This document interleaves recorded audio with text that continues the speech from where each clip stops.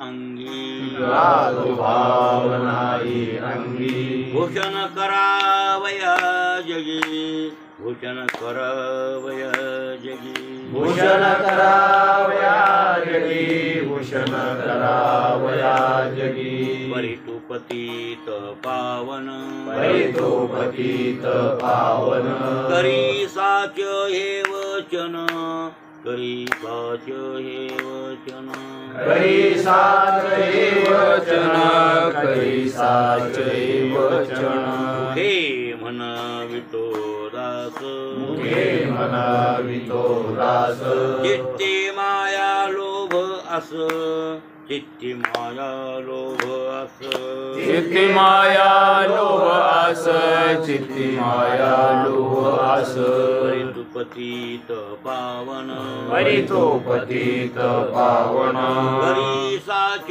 हे वचन करी साच हे वचन करी साच हे वचन करी साच हे वचन तुका म्हणे दावी वेश तुका म्हणे दावी वेश तैसांतरी नाही लेश तैसांतरी नाही लेश तैसांतरी नाही लेश तैसांतरी नाही लेश परितोपतीत पावन परितोपतीत पावन करी साच हे वचन करी साच हे वचन करी साच हे वचन करी साच हे वचन प्रस्तुत प्राप्त प्रसंगी सेवेसाठी निवडलेला अभंग दररोजच्या पाठातील जगद्गुरु तुकोबारांच्या गाथ्यातील देवडीकरांच्या प्रतिप्रमाणे 307व्या क्रमांकाचा आपला अभंग चालू आहे.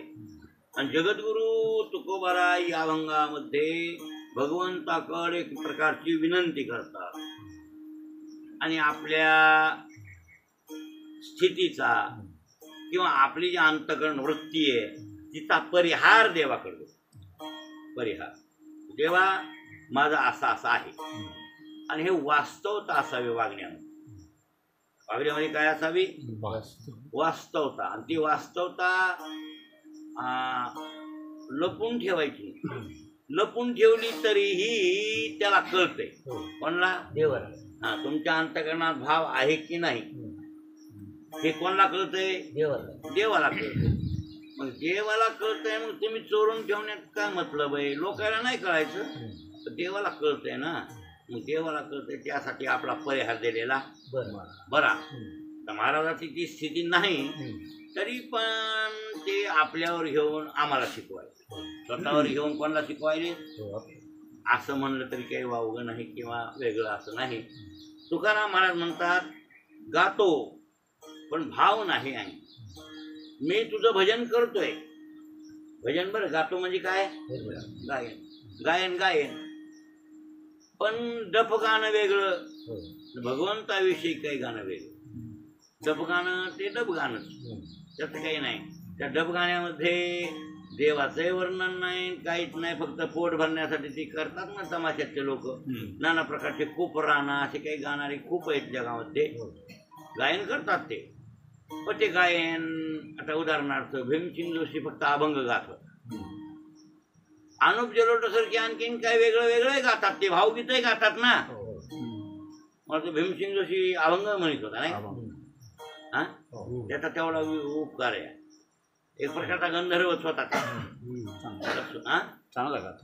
या भीमसिंग जोशी गायला म्हणजे काय बोलायचं. त्याने सकाळी सकाळी रेडिओवर अभंग येत होता माझ्या लहानपणी. पांडुरंग कांती दिव्य तेज रत्न केळ फार आनराव विठ्ठलो कर्नाटको त्याच्यामध्ये लावेला काय मस्त काय कोळबंती घेऊन फणीशी पालवी आळविल्याने दिवटी.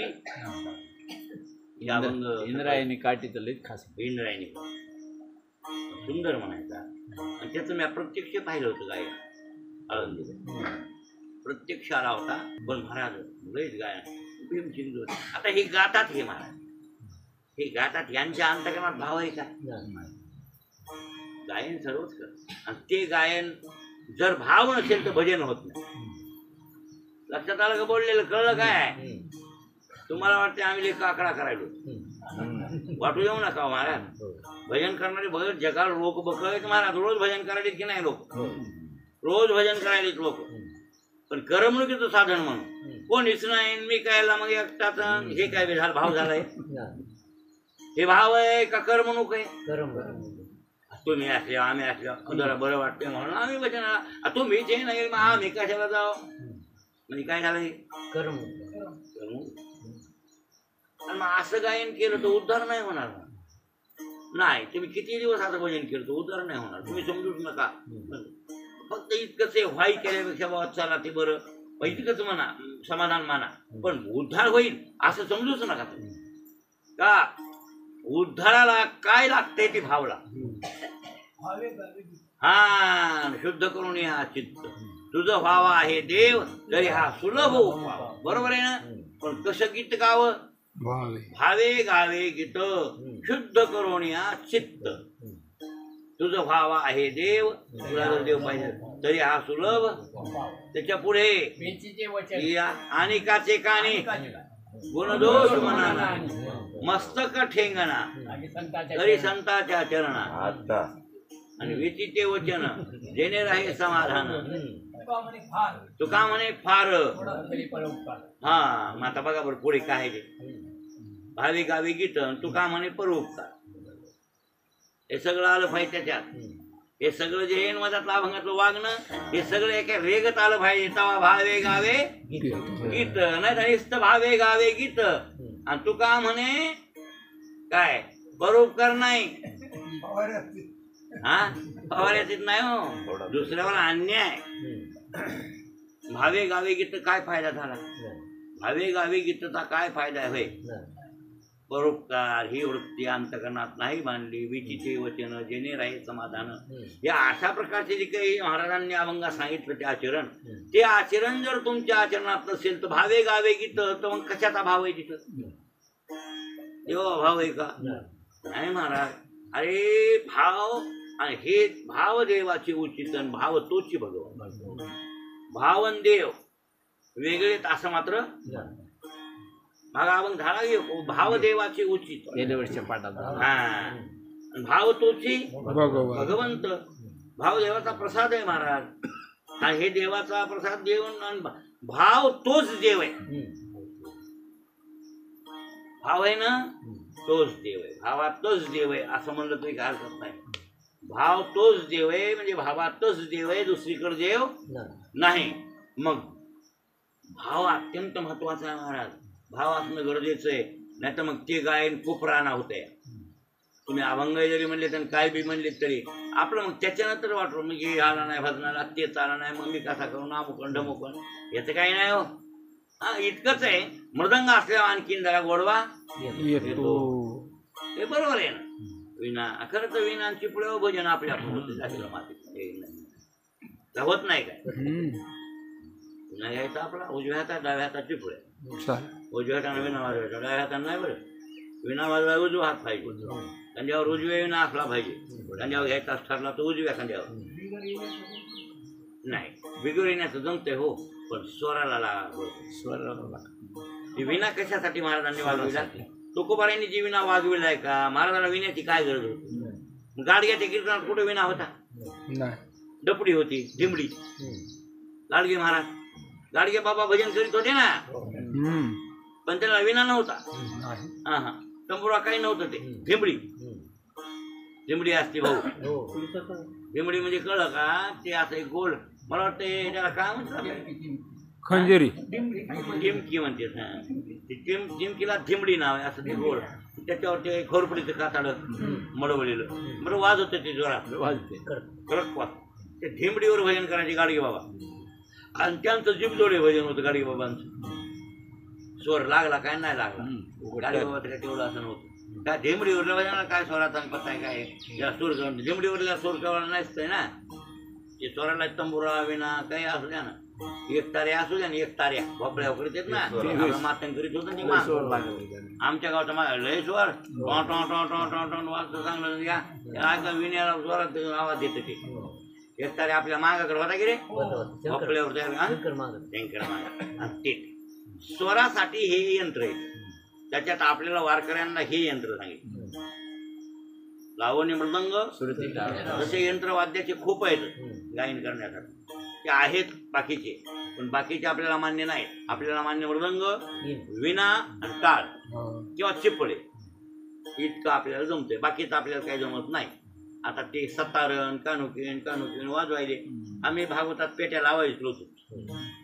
पेटी नाही, पेटी राजस्वाद्य, पेटी तबला, पेटी लावावी, तबला लावावा, ते राजस्वाद्य आणि हे सात्विक. फरक आहे बरं त्यात. असो गायनाला हे यंत्राची उपकरणाची गरज, त्या स्वर लागण्यासाठी विणा असावा, नाही तर विण्याची गरज नाही. मग ते टाळी भजन होतं बरं काय. आणि काय गरज नाही. मग दगडाचे टाळ म्हणले नाही तर दगडाचे टाळ तर द्या, काय हरकत नाही. आता त्या टाळ्या जमतात कशासाठी? भगवंताची भक्ती करण्यासाठी, भजन करण्यासाठी.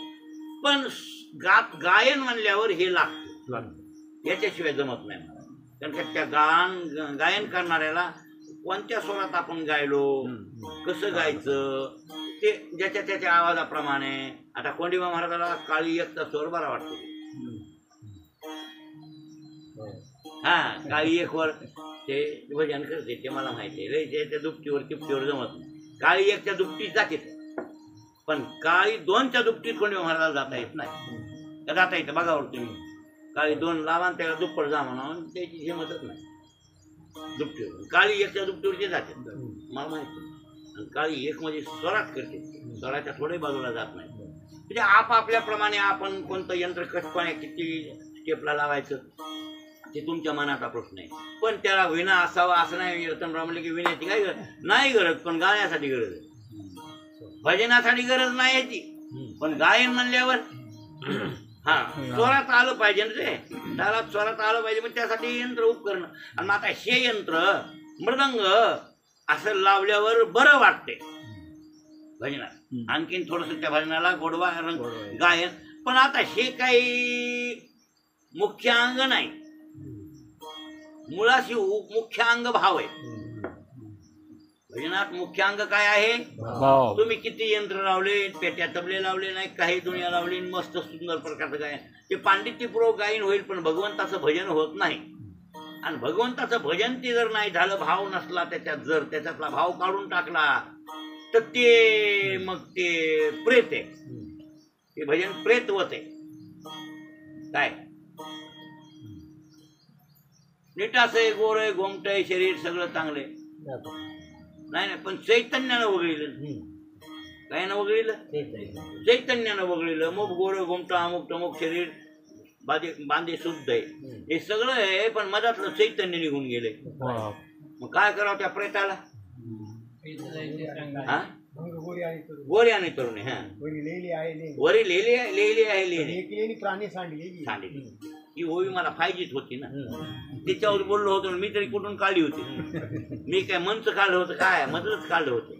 पण मला माहित होतं इथं हाय, मग हे देत इकडे ओवी, आणि तिथं ती ओवी. लक्षात आलं का भाऊ?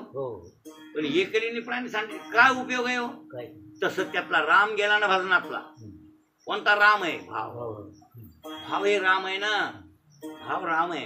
आणि भाव नसेल तर काय उपयोग असं नाही. मग ते भजन होत नाही, करमणूक होते. आणि म्हणूनच आपण भजनाला ऐकलं नाही, हे नव्हता म्हणून आलो नाही, ते येणार, मग त्याला मी काय करू, मग त्याच्यानं मी भजन करणार, अमुकण ढमुकण. काही लोक निमत लावतात, नांदीला 12 बुधी. त्याला करायचंच नाही भजन, त्याला काही लावायचे, बरोबर आहे की नाही? पण ज्याच्या अंतकरणातला भाव आहे ते माणूस काही ना काही ते भजन केल्याशिवाय राहत होय. विणा वाजवाय नसू द्या, टाळ वाजवाय कोण नसू द्या, मृदंग वाजवाय कोण नसू द्या, आपल्या आपण करणे. बरोबर. हा, आशीर्वाद होते. आशीर्वाद त्याला भजनाचं नाद होता. त्याचं भजन चुकलंच नाही, नाही काय? भजन नाद आणि ते मनातूनच होत. कोणी असा नसा, कोणी हसा रडा, कोणी काय गडबड करा का काही करा, आपला धडा सुरू. त्याचा विचारच नाही मला त्याचा असो. त्याला म्हणते भजन, ते खरा भजण्या होता बघा आमच्या. कोण? आमचे दादाच काही नव्हतं. दादा असे जावंच होतं. भजनात स्वर होता पक्का हो, कोंडिबा महाराजाचा स्वरच जात नव्हता तुमच्या नावाचे. दादा तुम्ही फायदा असेल की काय? स्वरात पक्के झी इतकं नरड त्या विण्यात पोती वाचवायला विण्यातच वाचवायचं. पण दुप्पट जमत नव्हतं. त्या बोरड्याला गेली पोती वाचायला. ते डोंगरातले मोठ्यानं आरडायचं ना, मोठ्यानं सांगायचं हे गुई गुई गुई गुई, कोणी म्हणत कसे गुई गुई करते, मग ते विण्यात गुई गुई. ते दुसरं वाचण्याचे सांगणार जरा मोठ्यानं वाचा. एक बरं म्हणला घ्यायला मोठ्यानं उचलतच नाही तर काय वाच. पुन्हा तो बोलते म्हणा जरा मोठ्यानं वाचा, ह्याच्या बाहेर वाचू का. त्याच्या दुप्पट वाचल्यावर जमतंय, पण तेच ते तितकं हे नव्हतं. ताल पक्का नव्हता. त्या चाली लावायला बदलून बदलून हे करायला ते बी पाहिजे ना. ताल बी पक्का मोग सोर आहे हो. ताल बी पक्का असला तर मोडी हाणायचं, बरोबर आहे. ताल पक्का नसल्या मोडी मधीच पडत आपटत आहे. दोन्ही पाहिजे विनायक भाऊ. ताल बी पाहिजे, स्वर बी पाहिजे. आपल्याकडे दोन्ही बी ताल बी कळत नाही आपल्याला, स्वर बी कळत नाही बरं का. आपलं काय आमचे दादाचा ताल जरा कसा होता ते स्वर. आणि मग ते असे म्हणायचे काकड्याला गेलतास का, मला म्हणायचे मी रोज जातो. कोण कोण होते, फराना होता, बेस्ताना होता. ते दुसरं काही नाही, एकच धाळ पाठवत. ती झाली आंधळे पांगुळ. काय दादा आंधळे पांगुळ म्हणायला कोणीच नव्हती जास्त. म्हणलं मी एक म्हणला बा पांगुळ आणि ते फराण्या नाही का आंधळा, त्याच्यानंच मी आहे ना. कोणाच्या मायला आंधळा आहे ना आणि कोणाच्या मायला पांगुळी आहे ना. हे भाव झाला का, हे भाव आहे का, नाही. मागून मात्र का नाही काय म्हणत आलं की दादा हे तुम्ही असंच म्हणत बसतात. आपले आपण भजन करीता किंवा भजनाला काय कोणी असू नसू तुम्हाला काकडा येते सगळं येते तसंच करावं काय की म्हणले. मग घरीच ठेवला. घरीच ते पटत नव्हतं लोकायचं, मग घरीच करायचा. मग विना बघा स्वर होता कंठा पक्का स्वर, पण विना लावता नाही. दिवस माळवता मला लावून द्यावा. मला म्हणायचे मला दिवस माळवता येऊन रोज विना लावून दिलं. सुट्टीला आळा अडकून ठेवलाय. सकाळ आम्ही पाठकेला भजन करतो. मी लावायचा विना रोज त्याच्या घरी जाऊन दिवस माळवता फुटीला आला आधी अडकून ते नारळ आधी काढून घ्यायचा आणि ते स्वरात भजन करायचं. झालं गोड करी का स्वर पक्का होता. हे कोणी महाराज याच्यावर बारीक स्वर असा ठाई तिचा हे म्हणत होते. एक मी सांगायलो हे सगळं तुमचं आहे हो. हे पण याच्या पाठीमागं काय पाहिजे, आणि ते नसेल तर तुमचं काही उपयोगच नाही. मधला भाव काढला का तर जसं मळ्यातला जीव गेला तसा भजनातला भाव जीव आहे. म्हणून तर त्रिवेणी संगमी नाना तीर्थे भ्रमी चित्त नाही नामी. चित्त म्हणजे भावच म्हणले तिथं बी कळलं का. हे सगळ्या ह्याच्या पाठीमागं काय पाहिजे, भाव. आणि भाव नसेल मग भाव कशाला म्हणतात पुन्हा आणखी. भाव म्हणजे काय, बरोबर आहे ना. आहे ना इथं वर्ण बी न काष्टे विद्येते देव न पाशाने न मृण्मये भावी विद्येते देव तस्मात भावही कारण. देव कुठं आहे, देव कुठं आहे. न काष्टे विद्येते देव, लाकडा देव नाही. न पाशाने, न पाशाने दगडा देव नाही. दगडाच्या मूर्तीत मृण्मये काय मातीत नाही, मातीच्या मूर्तीत नाही. मन्यात एखाद्या काही आणि कोणत्या धातूच्या मूर्तीत नाही. काय न काष्टे विद्येते देव न पाशाने न मृण्मये भावही विद्येते देव तस्मात भावही का. भावही विद्येते देव म्हणजे भावातून देव प्रगट होते. त्यासाठी देवाच्या भक्तीला प्रगट होण्याला प्राप्त होण्याला कारणीभूत काय आहे, भाव. त्याच्या अंतःकरणात भाव असला पाहिजे भक्ताच्या. आणि ते भाव असेल तर फायदा आहे, आणि ते काही उपयोग नाही असं म्हणायचंय. बरं मग तुकारामाला त्याच्यासाठी करुणा भाकार येत ना. गातो पण भाव नाही अंगी. मी गातोय ते आणि ते कोणाला दुसऱ्याला सांगायला गेले, कोणाला सांगू लागले, देवाला सांगितलेलं बरं. आपलं देवा आपलं खरं बोलणं म्हणजे तुला तर कळतंय, नाही सांगितलं तरी कळतंय. मग मला वाटतंय चोरून ठेवल्यापेक्षा सांगितलेलं बरं नाही का. कसं पण माणसं काय करते तर उघडं पडू द्यायचा विचार करत. पण काय काय ठिकाणी ते उघडं पडल्याशिवाय राहतं का. उघडं पडतच. मग मी म्हणतो त्याचा परिहारच दिला तर. आणि चिरळ तर त्या गोष्टीची ती माणसाची चूक तर करायची. आणि चूक अहो झालं हो ते माझ्या झालं असं म्हणायला काय हरकत. पण ते झाकून ठेवण्याचा प्रयत्न. बरं आपल्यापाशी सुद्धा झाकून ठेवलेलं उघडं होत असते हो कवा तरी तिथे उघडकीस. तिथं तर ते बुवा आहे का गतीर भरता प्रभू साक्षी निवास शरणम सुर प्रभू प्रलय स्थानम निधानम बीजम. साक्षी आहे कोण? परमात्मा. सर्वांच्या हृदयामध्ये काय साक्षी रूपाला परमात्मा नांदतो ना. आणि मग साक्षी असल्यामुळं ते सगळे जे काही तुमच्या क्रिया आहेत त्या साक्षी भासते. कळलं? कोणत्याही क्रिया असू द्या होय माने का त्याला कळतं की नाही? एकांतातलं लोकांतातलं कुठलं कुठे. मग त्यापेक्षा हे कळतं तर खरं देवाला.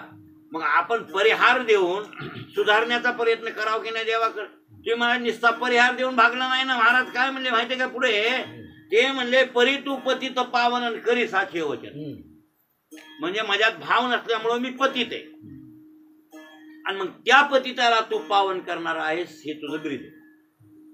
म्हणजे याचा अर्थ निश्चित परिहार देऊन मी सांगायलो माझ्याकडे भाव नाही असं त्याच्यावर भागलं नाही ना. महाराजांचं म्हणणं नाही भाव ते भाव तयार कर असं महाराजांच्या पाठीमाग म्हणायचं हो. त्या ध्रुवचरणात ती मागणी तुकाराम महाराजांची सुप्त मागणी आहे. फक्त भाव त्यांनी प्रगट असा मोकळा दाखवला नाही पण त्या बोलण्यात त्यांचा भाव तीच आहे की मी पतित आहे ते मला पतितपणा काढून टाक.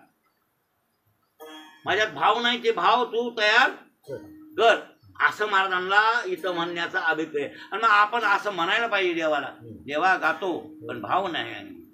मी गातो इकडे पण माझ्या अंतकरणात काय दे. मला वाटतं अशा मागण्या मागितल्यावर त्या मागण्या देव पूर्ण करतेच. संसारिक मागण्या पूर्ण करतोय तर परमार्थी का करणार नाही? लेकरू बाळ नाही आम्हाला म्हणलं तरी लेकर देते. कोणाला काय पाहिजे मागा त्या उद्देशानं का सकाम भक्ती केलं देत नाही होती काही नाही देते. सकाम भक्ती केली काही मागणी मागितली देवाला काही मागा हो तर ते द्यायला तयार आहे देतच. हा त्याचं नावच आहे ईश्वर. ईश्वर चैतन्य त्याला त्याच्यामुळेच म्हणतात का जीव हा त्याच्या दारातला भिकारी आहे. जीव ईश्वराच्या दारातला कोण आहे? भिकारी आहे महाराज. म्हणून तर धरणे घेतली दारात नको उठू धरून हात भेटी लागी. मला वाटतं काय तुझे दारीचा कुत्रा नको मोकलू जाताला. धरणे घेतले दारात नको उठू धरून हात. घातली मुरकुंड झालो शिरोमणी दंड तुका म्हणे जगजीवना मिट राखे नारायणा है ना. मग तुझ्या दारातला मी कुत्रा आहे तुझ्या दारात मी धरण घेतो आणि जीव हा देवाच्या दारातला धरणे करीच आहे. तुकारामाला तिथं धरण घेऊन बसले असं नाही. तुम्ही आम्ही धरणे करी नाहीत का? धरणे करी तुम्ही आम्ही काही ना काहीतरी मागणी आपण मागतो की नाही प्रत्येकाला. आणि सुखाची इच्छा आहेच ना. आणि अशी तरी ईश्वराकडे आता कोण कायासाठी भजन करायला आणि कायाला नारळ फोडायला आहे पण आमुष्या गणेश नारळ आहेत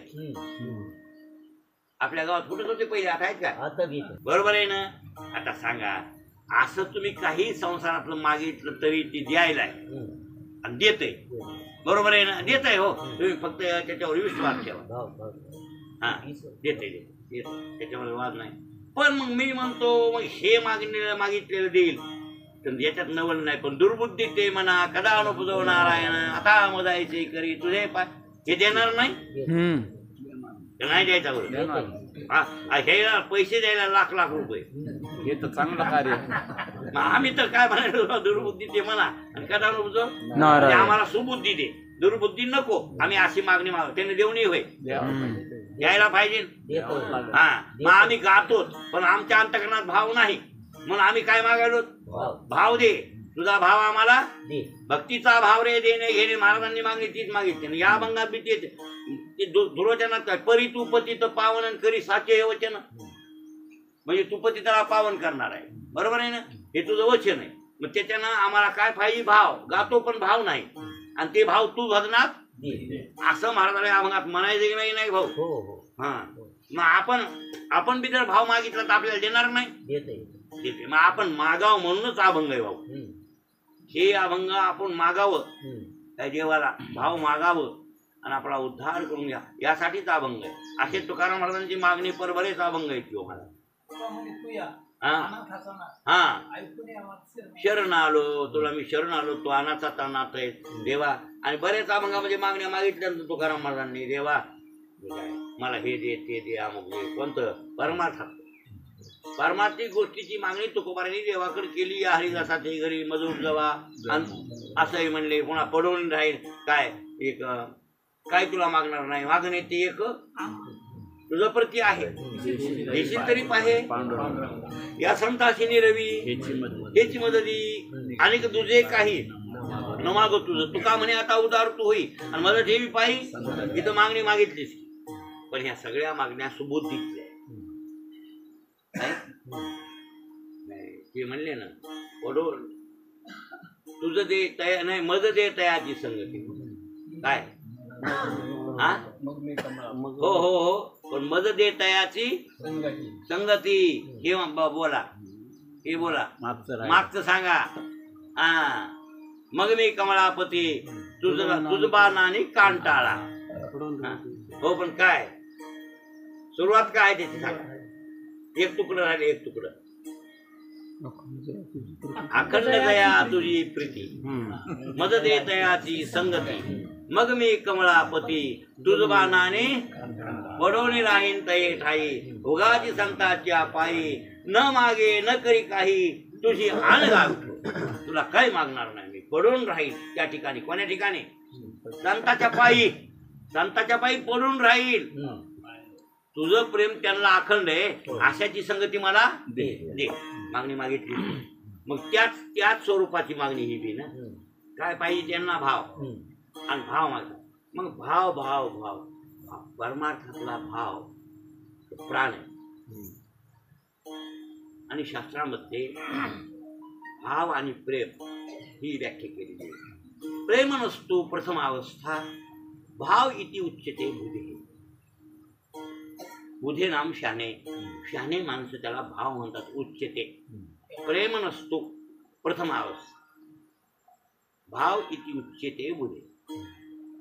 भाव शहाणे माणसं त्याला म्हणतात. कशाला? पहिली अवस्था अंतःकरणात देवाविषयी प्रेम निर्माण झालं पाहिजे. प्रेम नसतो प्रथम अवस्था. भक्ताच्या अंतःकरणात काय निर्माण झालं पाहिजे? देवाविषयी प्रेम. हा मग कोण्याही पद्धतीने तुम्ही देवा प्रेम करा, देव भक्त रूपाने करा. वात्सल्य भावातून भाव पुष्कळ आहे. वात्सल्य भाव आहे, कांता भाव आहे, पुत्र भाव आहे, पती भाव आहे, तर काय स्वामी सेवक भाव आहे, स्वामी भाव. हे सगळे भाव आहे. भावविनायक भाऊ. हा देवाकडे कांता भाव सुद्धा लावला ना संतांनी. कोणता कांता भाव लावला ते तुम्हाला सांगतो. ते ज्ञानेश्वर महाराज काय म्हणले? नाही देवाला नवरा केलं आणि आपण त्याची पत्नी बनले. कोण? माऊली. हाय का असं अभंग? हा नाही ते नाही. देवाकडे भाव कोणता? देवाला पती केले माऊलीने आणि आपण पत्नी. दुरुळ आंबोला केला ग ब्रह्मादिका तो न पडे. हालू नये चालू नये सैरा बैरा काही बोलू नये. आंबोला केला जरी धावे मन मूर्ती 42 जाती नाकान. बरोबर आहे. मागील केली ती अवघीची वाहो बाप रुक्मा देवरू विठ्ठलू ना हो. नवरा कोण केला? पाटील माझ पाटील. माऊलीने नवरा कोणता केला? विठ्ठलू ना हो. विठ्ठल नवरा केला कोणी? ज्ञानोबा नाही. आणि आपण त्याची पत्नीच रूप म्हणजे भाव घेतला की नाही. दुरुळ आंबुला केला. कसा आंबुला नवरा केला? दुरुळ केला भाऊ. दुरुळ. हा दुरुळ केला. बरं फार दुरुळ आहे म्हणजे फार दूरचा आहे. दूर आहे, दूर आहे, फार लांब आहे. फार खरं तर याच्यावर कीर्तन करावं अभंग. दुरुळ आंबोला केला ग बाई ब्रह्मादिका तो न पडे. इतका लांब. ब्रह्मादिक देवाला आणखीन ते ठिकाणी पडला म्हणजे त्यांनाही कळालं नाही. ब्रह्मादिक देवाला विष्णूला कळालं नाही, महादेवालाही कळालं नाही. कोण? माऊलीचा नवरा. असा नवरा दुरुळ आहे. दुरुळ आंबोला. आंबोला नाम नवरा. आंबोला म्हणजे काय? माऊलीची भाषा आहे ती. बरं काय नवरा बायकोला आंबोला आंबोली म्हणते. आंबोली जोडी आंबोला खाय आहे ना ज्ञानेश्वरी. माऊलीची भाषा आहे ती. बरं काय ते कुठंतरी पण आंबोला म्हणत असतील की नाही? कोण्या तरी भाषेत आपण नवरा बायको पती पत्नी पती पत्नी शास्त्रयुक्त शब्द आहे. नवरा बायको गावढाळ शब्द आहे. बरोबर आहे ना. हिंदी भाषेतला जोडपं बघा हे जोडप हिंदी भाषेतला कोणता शब्द आहे नवऱ्याला काय म्हणते.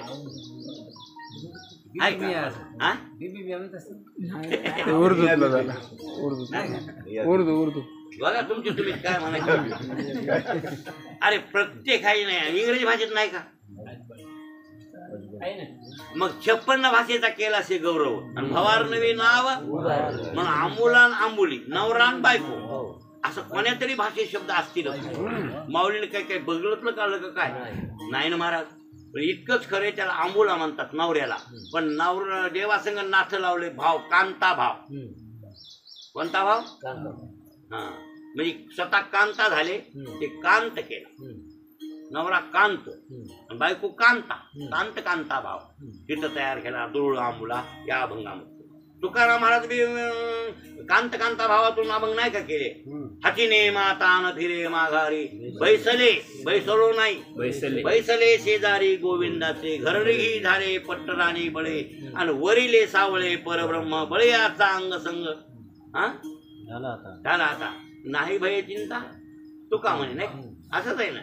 हो आता बघा बरं एका त्या पुढे म्हणल्या स्वतःकडं बायकोचं रूप घेतले आणि देवाला नवरा केले आणि तिथे काय म्हणले आता तुम्हाला आम्हाला म्हणले तर काय भास्कर तुम्हाला आम्हाला म्हणले आणि ते तसं आता माझ्या मागे नका येऊ कोणी. सासूर वाशिनी बाई तुम्ही कोण येत तुम्ही आमच्या नादी माझ्या माग तुम्ही जोरी तुम्हा मागिलाची आस मागिलाची आस तोरी तुम्ही उदास होऊ नका. बघा बघ बरं जवळ तुमचा मागल्याची आस आहे मागल्याची कळ का मस्त हा नवनाथ पुन्हा नारायण त्याचं लगन ते बक्कल भानगडी त्याचं होय सावकार तुम्हाला आहे नाही निकळल्याची आशा उदास होऊ नका तुम्ही आमच्या माग येऊ नका. नाही नाही आमच्या तुकाराम मला म्हणले आमच्या माग तुम्ही येऊ नका. आणि खरं बोलले बरोबर आहे आपल्याला बोलले महाराज ते जवरी तुम्हा मागिलाची असं तवरी उदास होऊन. कारण काय ते तुम्हाला वाईट सत्य बोलते लोक ते तुम्हाला सोसणार. आणि आम्ही कसं केलंय आम्ही लाच टाकून दिली. आमचं काय नाही आम्ही घर म्हणले ना घर निघालो. आता तुम्ही आमच्या माग येऊ नका महाराज. सासूर वाशिनी बाई या तुम्ही कशा आहेत कोणाचा धाक आहे तुम्हाला. ते नाही रे लेकर बाळ हे सासरा काहीच नसते रे म्हणायला बायको लेकर किती बी हरसळ असू द्या सुना किती बी हरसळ असू द्या हे काहीच करीत नाहीत महाराज. काहीच करीत नाहीत फक्त तुमच्या मनातला खेरे पक्क व्हावं. तुम्हाला खरा सासूर असे कामाचा क्रोधाचा आणि लोभाचा. लक्षात आलं का. खरा तुम्हाला सासूरास कोणाचा आहे. तुम्हाला बेजार कोणते लेकर करायलेत का नाही.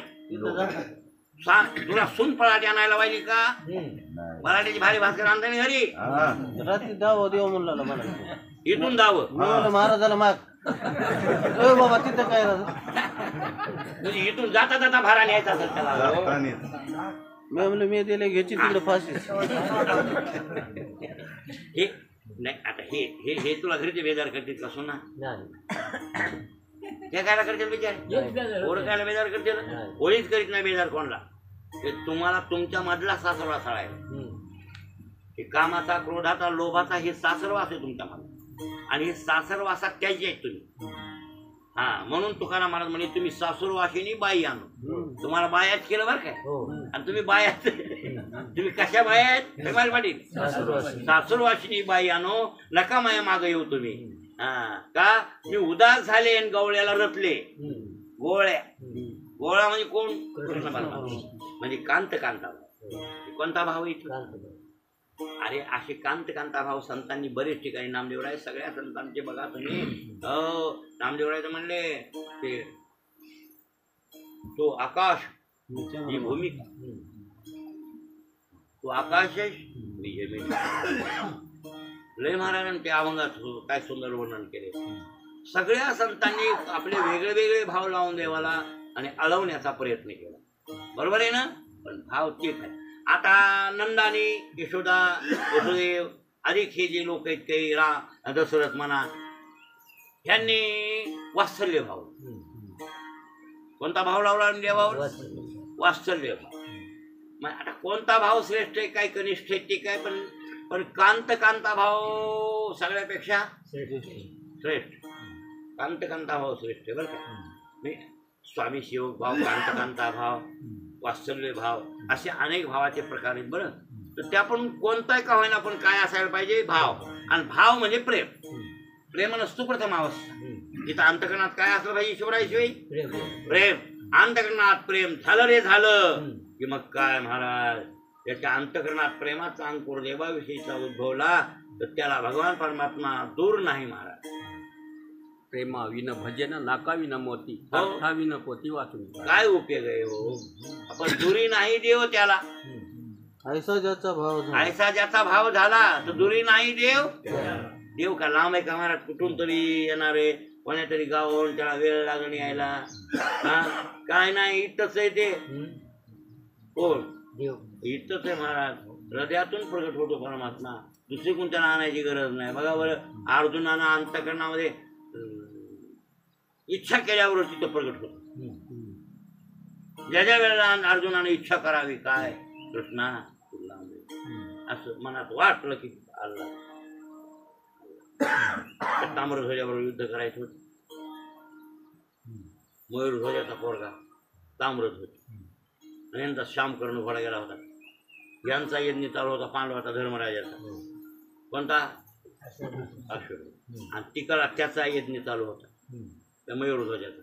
याचा घोडा दिग्विजय करी सुटलेला, देश देश जिंके.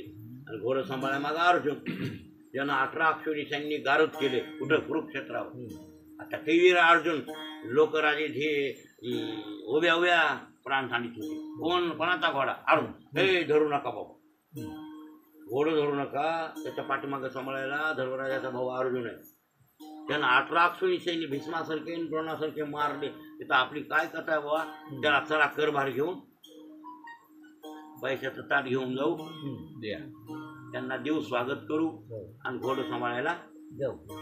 त्याच्या पत्रिकेवर कपाळावर लिहिलेलं असायचं घोड्याच्या की धर्मराज राजाधिराज धर्मराज महाराज हस्तिनापूरकर यज्ञ करीत आहेत आणि ज्याच्यात हिंमत असेल ते घोडं सांभाळा धरावं. ते घोडं सोडून घ्यायला आमचा वीर अर्जुन पाठीमागा आहे. नसेल तर कारभार द्यावा आणि आमच्या यज्ञाला साह्य. घोडं रक्षण करण्यासाठी तुम्ही सुद्धा घोड्याबरोबर मला टाकळच होत होतं. कळलं का? त्याच्या पुढे सैनिक वाढायचे ना. हा लोंढाचा अर्जुनाचा त्याला सैनिक. अर्जुनाचा घोडा ताम्रध्वजाच्या परिसरात. त्याचा घोडा सुटलेला होता 7व्या यज्ञात. मयूरध्वजाचा 7वा यज्ञ चालू होता. घोडा सुटलेला, घोडा चालला. एकूण ते घोडा आला. ह्या वीराने पाहिला ताम्रध्वजाच्या. आणि म्हणजे दुसऱ्याचं घोडा आलं बा कोणाचं. धरा म्हणजे धरड. पत्रिका वाचली म्हणजे धर्मराजाचे घोडे असते ना. ते सांभाळायला अर्जुन. आपल्या मालकाला विचारा मांदायचे का कसं? ताम्रध्वज होता मागं पोरगा सांभाळाय घोडं. त्याच्याकडे ते गेले वीर. ते म्हणजे वा अर्जुन हस्तिनापूरचा वीर आहे आणि त्याचं घोडं आलेले, त्यांचा यज्ञ चालू धर्मराजाचं. ते घोडा आम्ही धरलाय पण सोडायचा का बांधून ठेवायचा? ताम्रध्वज म्हणला कामून बांधून ठेवाय आपले, सोडायचा. बांधून टाका म्हणले. कोण? अर्जुन लागून गेलाय राजा धर्मन यज्ञ करायला आणि मग अर्जुन सांभाळायला आहे ना मुकण टमुकण. तेच लागून गेला का जगात वीर? तेच आहे का एकटा? असे काय वीर जगातले नाही का काय कोणी? जमीन झाली त्या धर्माला. बांधून टाका घोडं. चांगलं बांधून. अर्जुनला कळालं आपलं घोडं धरलं. अर्जुन म्हणला कोणाची हिंमत झाली बाबा? आणि कोण मरणाच्या दारात उभा राहिलाय? गरम झाला ना अर्जुन बी. हो ना. आता हा माझं घोडं धरलं. आतापर्यंत राजे हार खायले आणि पराती घेऊन धन आणायले. आणि ह्या मूर्खाला काय पाहिजे होतं? कोण ऐकलं म्हणजे ताम्रध्वज आहे म्हणजे मयूरध्वजाचा पोरगा. त्याची सरली नाही म्हणले. आता हा बघतो अर्जुन लाल झाला उगा अर्जुन. त्याच्या संग ते कर्णाचं पोरगण हे ते योद्धाला पुष्कळ वीर होते. काही कमी बरोबर ताम्रध्वजाला बोल लागलेलं नाही. ताम्रध्वजाची ना अर्जुनाची ताम्रध्वज म्हणला ए लय बाता करू नको, लय बडबड करायला असतो. धर्म ते भीष्म मारला, कोण द्रोण मारला, कोण ते म्हातारे मारले सांगायला मला. अरे म्हातारे मारले होते शूर, आम्ही मानू त्याला, पण तू या रथावर सारथी होता मला ते बुवा, त्याच्या जीवावर सगळं जिंकलं मला. आणि आता एका एक उघडा पडला, आता माझ्या मिठीत गवसाला तुझ्या चिंदाड्या उडी. पण म्हणला अर्जुन म्हणला लय बाता करायला भाऊ का तुम्ही सोडलो असतो त्यांना असतं ह्यांना असतं त्यांना जमू दे ना मला म्हणला. अर्जुन माग पण जाऊ लागला. त्याचे पोरं त्याचे पुतणे पकडले, त्याचे सैनिक बरेच मेले. कोणाचे? अर्जुनाचे. त्याच्या पुतण्याला ह्याला धरलं आणि एकटाच अर्जुन युद्ध करायलाय. आणि ते कर्णाचा पोरगा म्हणला काका लईच हाडसळ म्हणला, हे पुढचा राजा लईच म्हणला युद्ध करणं. अर्जुन बी घाबरला. अर्जुन घाबरले ते म्हणला अरे त्याला बोलव, त्याला बोलव म्हणला, तुझ्या सारथ्याला बोलव, त्याच्याशिवाय जमत नाही. हा त्याच्याशिवाय जमत नाही म्हणला. हा आणि त्याने युद्ध घोड्याचे धरलं होतं का? कृष्ण याव म्हणून धरलं, मुद्दामच कृष्ण याव म्हणून धरलं. हा ना महाराज झालंच ना. मग अर्जुन घोटाळ्यात पडला, स्मरण केलं. कुठं होता ते कोणाला? कुठं होता काय खबर बघा विचार. अर्जुनानं स्मरण केलं, भगवान मी संकटात पडले, की ताम्रध्वज मला ऐकत नाही आणि तुला युद्धात या म्हणल्याबरोबर तो उपस्थित झालो. कुठून आलं तू? त्या सारथ्याला म्हणला सरक सरक उतर. जे कासरे माझ्याकडे घेतलेत कासरे, बसला रथावर, घेतला चाबूक हातात, घोड्याला मारला चाबूक. अर्जुन म्हणला आता ये लय पैलवान. आता ताम्रध्वज म्हणला अरे पैलवान पैलवान त्याच्या जीवावरच म्हणला तू कोणाच्या? बर जरी आला असला आता हे कृष्ण तरी बघतो गमत मला ह्याची. कोणाची? त्या कृष्णाची. महाराज जे बाण सोडला, बाणाचा वार सोडलं, फाटून सोडली भाऊ. हा त्याच्यामध्ये जे सोडलं ते उडविलाच रथ. कोणाचा? अर्जुनाचा रथ. अर्जुनाचा रथ गेला आकाशात गरगरा गरगरा गरगरा. अर्जुन म्हणते देवा देवा, ते म्हणले आवरत नाही बाबा, लयच वारं मोठं आहे म्हणले आणि हे काही रथ आवरत नाही. आता कसं करावं? 4 कोस जाऊन लांब पाडलं. अर्जुन बी रथ बी तिकडे पाळल्यावर मग अर्जुन म्हणला छातीत मी फुटफुट काढली. आता तुझ्यासारख्या आता रथ उडवून लावला म्हणल्यावर मग तर काही हिंमतच नाही म्हणला त्याच्यावर. ह्याला इतका जोर कसा आहे? ती म्हणजे एक पत्नीवरती बा, दुसरं काय. माझी भक्ती करणारे लोक आहेत, माझे भक्त आहेत, ते तूच भक्त आहेस असं समजू नको. हे माझे भक्त लोक आहेत. आणि पुन्हा त्यातले त्यात ही एक पत्नी वृत्तधारी. ह्याच्या संग एक पत्नी व्रताचा असला तर टिकत आहे. तुला तर 2-4 बायका आहेत. ते म्हणला तुला 2-4, मला तर 16,100 आपला इथे लागत. त्याच्यासाठी अर्जुना आपण हे ह्याला त्याच्याकडे नाही गेलेलं. अर्जुन मला तसंच कर. मग काय करा आता? घोडं कसं सोडावं? हे झालं बाबा, पण घोडं आपलं घोडं अडकलं ना. आणि आता ते राहील नाही घोडं घरला नेलं होतं यज्ञ तिथंच राहील. आणि पुन्हा अर्जुन गेलता घोडं सोडवायला आणि त्याचं घोडं अडकलं. मग ही पुन्हा हिमाकत कमी कमी. किती देवा हे आता बटा आला मला सांग ना. ते चांगलं नाही. ते म्हणले अटकल करावं लागेल तर घोडं सुटतंय. काय अटकल? तुला काय करायचंय? तू आता होय बटू, मी होतो तुझ्या गुरु, मी तुझा गुरु, तू माझ्या शिष्य. ते मला पहिला शिष्य. हा झाला बामण बाबा. हे त्यानं कसा वेज बदलला कोणाला ठाव. उठून धोतर आणलं की 5 उपर नेसलं, 5 उपर खाद्यावर घेतलं, चेपी दिकावाशी केली कोणाला ठाव. शेती संजय का सगळं सगळं सगळं नाटक. आणि त्याला बी केलं बटू. ते मोठं होतं मिशावालं, पण लोण केलं. लोण का मिशा आता फुटायला असं केलं त्या पोरा. अर्जुनाला पोरग केलं. अर्जुनाला वेज दिला. रात्रीच्या टायमाला गेली त्या गावात. गेले गावात अर्जुन पुढे, ते गुरु पुढे, शिष्य मागे मागे. आणि रात्रीच्या टायमाला घरोघर उगत रस्त्याने हिंडू लागले. प्रत्येक घरातून आवाज येऊ लागला. काय असा? असो नसो भाव आलो, पण कृपादृष्टी पाहे मतकडे पंढरी. प्रत्येक घरी भजन होते देवाचं. काकडा भजन, दुपारती प्रत्येक गल्लो गेल्ला चालू आहे. ते म्हणला अर्जुन म्हणला काय गाववाले भाविक आहेत म्हणा बाबा, काय पुण्यवान लोक आहेत. आणि त्याच्यानंच ऐकणार ना म्हणले तुला, ते त्याच्यानंच ऐकणार तुला. काय म्हणा, मला वाटत होतं आपलेच लय लोक भाविक आहेत काय उत्तर प्रदेशचे, आणि तुझ्यापेक्षा भाविक आहेत म्हणजे हे लोक, तुला काय माहित आहे. असं घरोघर भजन पूजन चांगलं, आणि पुन्हा एक पत्नीवृत्त झाले लोक आहेत बरं का अर्जुन. हे सगळं असं रात्रभर दाखविलं त्याला, सगळं गाव गुप्त रीतीनं सगळं गाव दाखविलं. आणि दिवस निघायला मनपात आली, दिवस इकडं निघायला तेवढ्यात आले हे ब्राह्मण आणि हे बटू. हो, आणि आल्या त्या मयूरध्वज राजा बसला होता यज्ञ कंकण बांधून, त्याची बायको अर्धांगिनी.